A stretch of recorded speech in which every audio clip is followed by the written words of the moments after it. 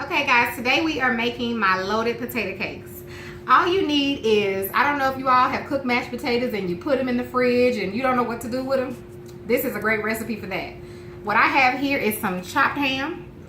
I took a chicken breast and cooked it in a skillet. I marinated it in some garlic and I used a little bit of my complete seasoning. I have some bacon here I cooked and just pulled apart, you know. I have a little flour and milk and egg that we're going to add into to get the consistency together for the cakes. And I have little scallions and white onion, cheese, and a little fresh parsley. So like I said, the first thing you need is some potatoes that you can cook the potatoes, make you some mashed potatoes, but it's really good when you just have leftovers because then you can just hop right to it. So you take your mashed potatoes. If they're not already seasoned, you can add you some seasoning. I'm going to add a little complete. You will hear me using this a lot, or an all season, only because it has everything in it that you need. You know, your garlic powder, your onion powder, and then a few extra things in there that help to bring the flavor out in your foods. I'm going to add a little minced garlic. I'm also going to add a little salt and pepper. I didn't add any salt or seasonings to these potatoes, but usually, of course, your mashed potatoes are already seasoned. So if you want to add more things to them, you can. But you basically want to just get your potatoes to however you like them when you cook them mashed up, you know, for your mashed potatoes, with your gravy and stuff. Okay, now what's going to make it loaded? I'm going to add some ham.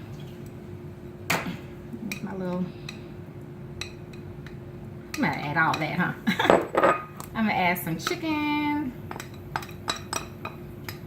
I'm going to add this bacon.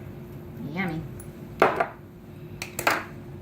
going to add a little onion. Now remember, when you're adding the onion, that if you're going to add onion, remember it's going to have a crunch unless you saute them or something first.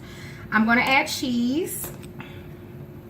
And I like my onions kind of crunchy, so that's why I'm doing that. And I'm going to add a little fresh parsley.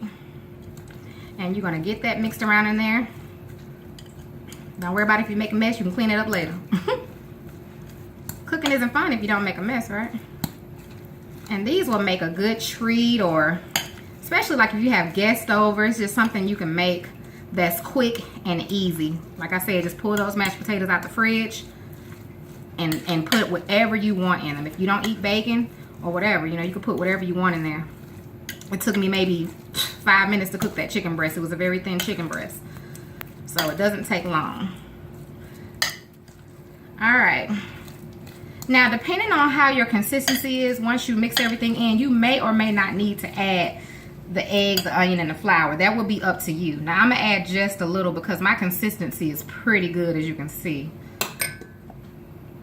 Just a tad bit of milk, and that's all it's for. You don't necessarily have to have it, so to make sure you keep that in mind. Don't think because you don't have egg or milk, you don't have to have it in there.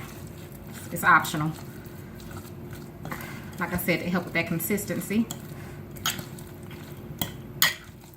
And once you get it all mixed in, we're gonna just fry them up. And really, we're just only gonna brown them on each side. Let me just step out the way.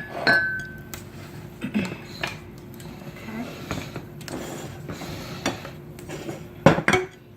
Get my gloves on here.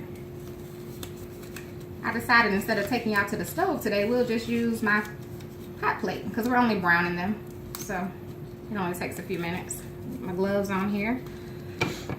And I already have it turned on. I have it set at 325. Hold on a second over there. And I have a little vegetable oil. These gloves, I can get them on. I apologize. They're kind of hard to get on. Okay. Okay, so I'm gonna add a little oil to my hot plate. Let that warm up. I'm gonna add a little bit more flour in that.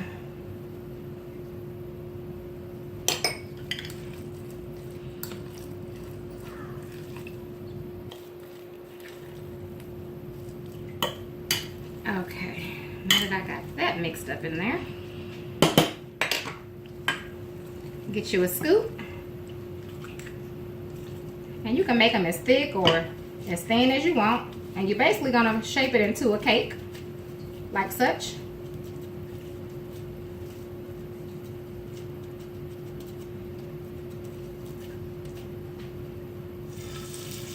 And all you want to do is cook them until they're brown on each side.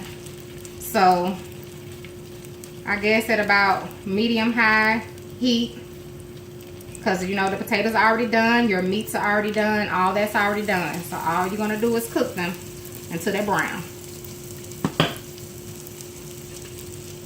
And we're going to serve these babies with some sour cream. They're so good. I can't wait to taste it.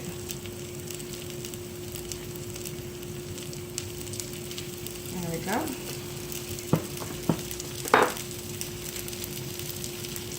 Let it cook for a minute before I turn it.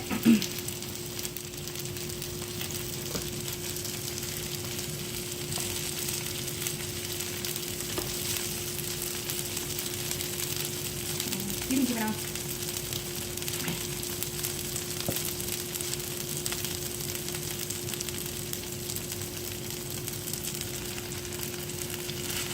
Okay.